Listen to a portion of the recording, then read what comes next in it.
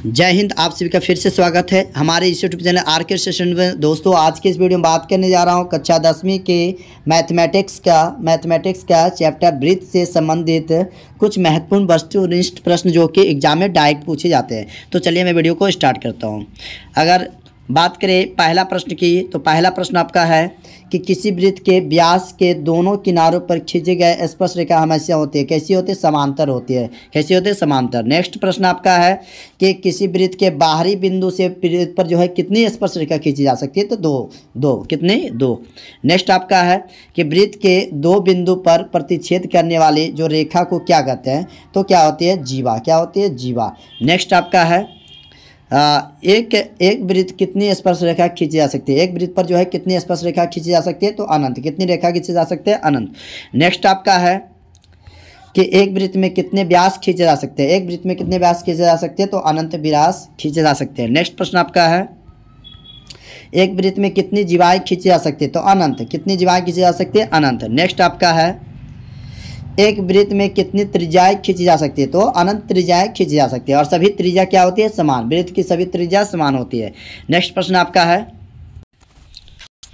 Next है आपका वृत्त के सभी त्रिज्या होती है। वृत्त की सभी त्रिज्या कैसी होती है? समान या बराबर होती है। नेक्स्ट आपका है वृत्त की सबसे बड़ी जीवा को क्या कहते हैं? तो सबसे बड़ी जीवा को कहते हैं व्यास। नेक्स्ट आपका है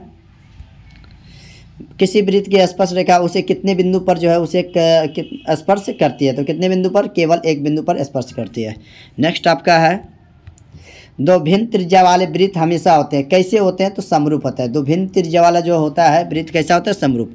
नेक्स्ट आपका है सभी वृत्त होते हैं तो कैसे होते हैं? समरूप। सभी वृत्त कैसा होता है? समरूप। नेक्स्ट आपका है एक रेखा जो वृत्त के दो भिन्न बिंदुओं पर प्रतिच्छेद करती है तो क्या कहलाएगी? तो जीवा। क्या कहलाएगी? जीवा। नेक्स्ट आपका है यदि समांतर चतुर्भुज के सभी भुजाएं क्या हो? बराबर हो, बराबर वृत्त को स्पर्श करे तो वह समांतर चतुर्भुज होगा। कैसा होगा? समचतुर्भुज। नेक्स्ट आपका वृत्त के केंद्र पर बना कोण होता है। तो वृत्त के केंद्र पर जो होता है बना कोण कितना होता है? 360 डिग्री का। नेक्स्ट आपका है कि अर्धवृत्त का कोण होता है, कैसा होता है? तो समकोण होता है, यानी 90 डिग्री का होता है।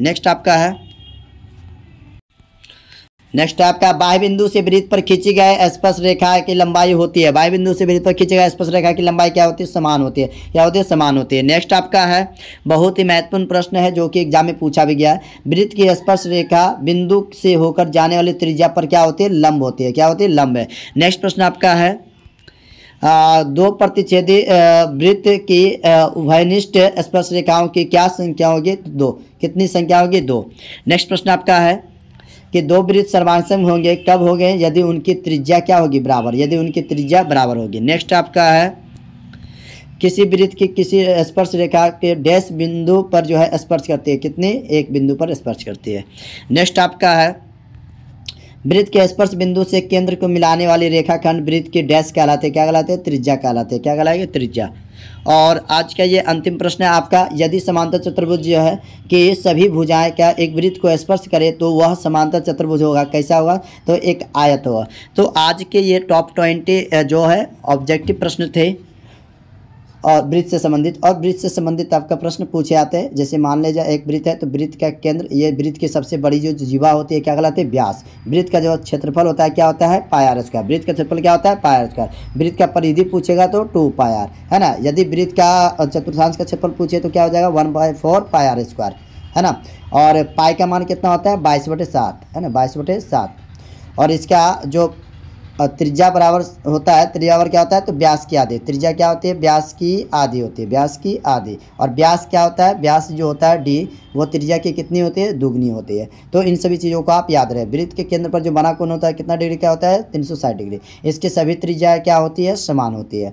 तो ये सब आपका इम्पोर्टेंट प्रश्न है, तो इन सभी चीज़ों को आप ध्यान में रखें। और एक महत्वपूर्ण प्रश्न है आपका त्रिज्यखंड का क्षेत्रफल पूछा जाता है आपसे। त्रिज्यखंड का क्षेत्रफल क्या होता है? तो क्या होता है? पाई आर स्क्वायर थीटा बटे 360। और एक आता है आपका चाप करने की लंबाई। चाप करने की लंबाई कितनी होती है? तो पाई आर थीटा बटे 180। तो इन सभी महत्वपूर्ण सूत्रों को आप जरूर ध्यान में रखें।